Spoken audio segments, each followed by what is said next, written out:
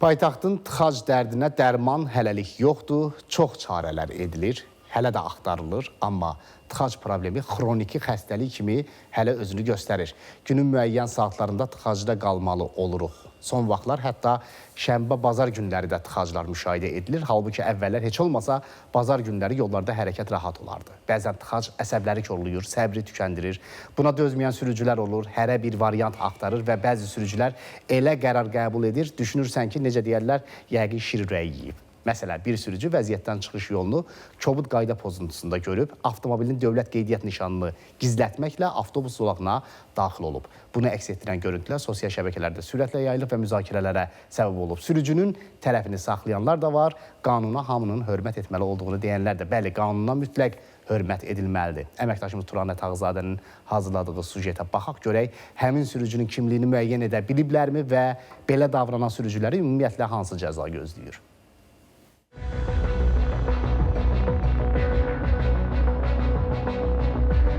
Tıxacda ilişib qalan sürücü vəziyyətdən çıxmaq üçün dövlət qeydiyyat nişanını çıxararaq avtobus zolağına daxil olur və rahat şəkildə öz yoluna davam edir. Sürücünün bu hərəkəti digər sürücülər tərəfindən birmənalı qarşılanmayıb. Buna görə də onlardan biri telefonu ilə bu faktı qeydə alaraq ictimailəşdirib. Baxırsan ki, özündən razı olan adamlar da heç kimi saymır. Gəlir elə bir belə də olmalıdır.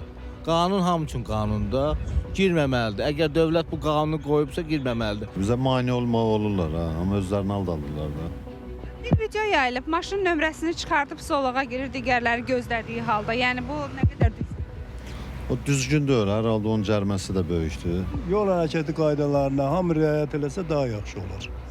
Hamısı da rahat gedib gələr. Görürsən, hərdən pozurlar, girirlər başqa xəttə. Görürsən, o da tıxac yaradır. Məsələyə Bakı Şəhər Baş Dövlət Yol Polisi İdarəsi də münasibət bildirdi. Qeyd olundu ki, həmin video görüntü polis tərəfindən araşdırılır. Təəssüflə qeyd etməliyəm ki, bəzən sürücülər inzibati məsuliyyətdən yayınmaq üçün dövlət qeydiyyat nişanlarını çıxarır. Nəzərə almaq lazımdır ki, dövlət qeydiyyat nişanı olmadan nəqliyyat vasitəsinin idarə edilməsi inzibati məsuliyyət yaradır. Və belə hal aşkarlandığı təqdirdə Azərbaycan Respublikası İnzibati Xətalar Məcəlləsinin 342.7-ci maddəsinə əsasən 4 cərimə balı 100 manat məbləğində cərimə də nəzərdə tutulub. Yol polisi bir daha sürücülərə xəbərdarlıq edərək bildirir ki, avtobus zolaqlarından yalnız aidiyyatı olan nəqliyyat vasitələri istifadə edə bilər. Qaydaların pozulması həm təhlükəsizlik, həm də ictimai nəqliyyatın hərəkətinə maneə yaradır. Deyilənlərə əməl etməyənlər barəsində qanuna müvafiq formada tədbir görüləcək. Turanə Tağızadə, Şəhriyar Əhmədli, ATV Xəbər.